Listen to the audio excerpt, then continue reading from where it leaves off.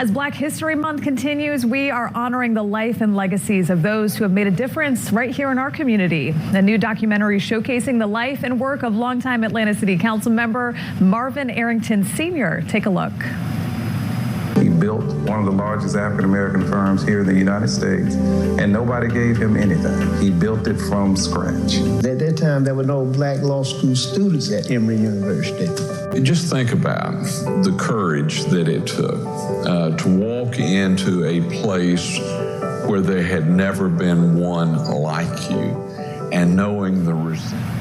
All right, there's just a little sneak peek. So Bowlegs takes viewers on a journey of one of Atlanta's most transformative icons. And joining us now to talk more about this, we have current City Council member Marvin Arrington Jr. and writer and director of Bowlegs, Adelin Gasana. Thank you both for being here.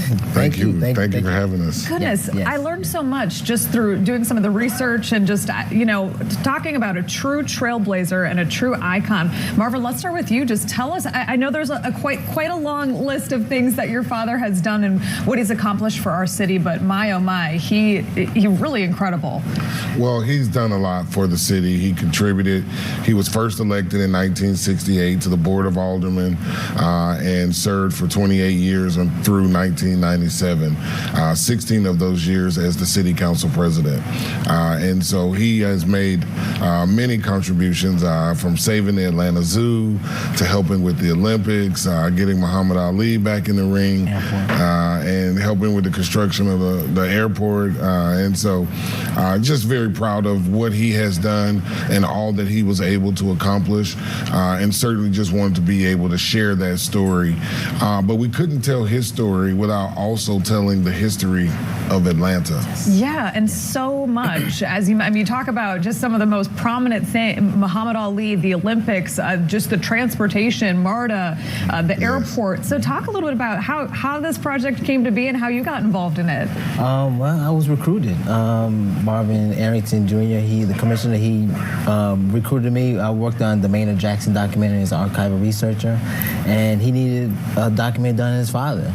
I was a little hesitant at first, didn't know too much about his father, partly because Maynard Jackson is the stalwart, is the one we know. Right. And so he kind of brought me in, and I said, you know what, let me dig a little bit. And so I kind of perused all of Atlanta, went to Atlanta History Center, went to the Woodruff Library, went to the UGA archives for the media archives, and I was blown away. Lo and behold, it was so much on his dad. And remember, to tell a story of 4 decades kind of compacted in 2 hours was the biggest lift of it all, and that's what was part of the challenge. But as the commissioner said, you cannot tell, no other story in Atlanta parallels so harmoniously to the growth and transformation of Atlanta from this provincial town of the Deep South segregated to the international city that it is today. Yeah, really just so impressive. And obviously this is what's so impressive about this as well, is that this film has already received some honors, right? So talk about that, one here locally as well. So talk about just some of the accolades that have already been given. Yes, we were blessed. We made it to 6 film festivals, the majority here in Georgia, 3 of them which we won an award in.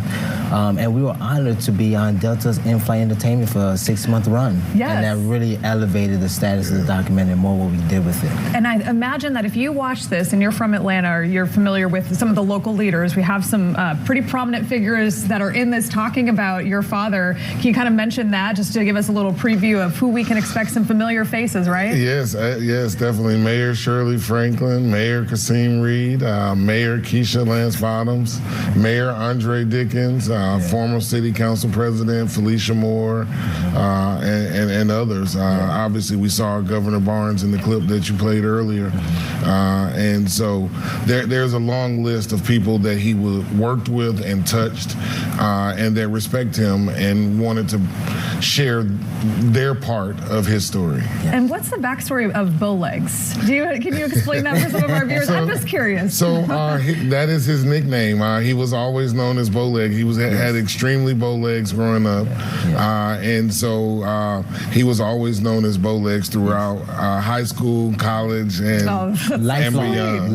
Lifelong. It's a term of endearment at this point. Yes. So if I see him, I can just give him a little elbow and say, "Hey, bow legs." Yeah, he's actually called by that. That's so. Rarely do his wow. friends and his colleagues and his close friends call him Marvin Arrington. They call him, "Hey, Bo. Hey, Bo." That's so funny, and I love that you're wearing. We have to mention that your bow tie is from your father, right? Yes, it is a family tradition, and so glad to get that from him. He just turned 82 on Friday, and so my goodness. Happy birthday glad that he is still with us, and he is still alive and kicking and talking stuff still. And I'd like to add that point of him being alive. You know, most time for Black History Month, whenever we talk about these documentaries, particularly biographical pieces of impactful leaders, it's usually after the fact. Right. It's when they're long gone. Yeah. And so to do this documentary where he can see it, he can evaluate it, it's like giving his flowers while they're still with us. And that's one of the more rewarding things for this documentary is that how timely this was completed. That's a good point, and so well deserved. So a story that really deserves to be told when you talk about,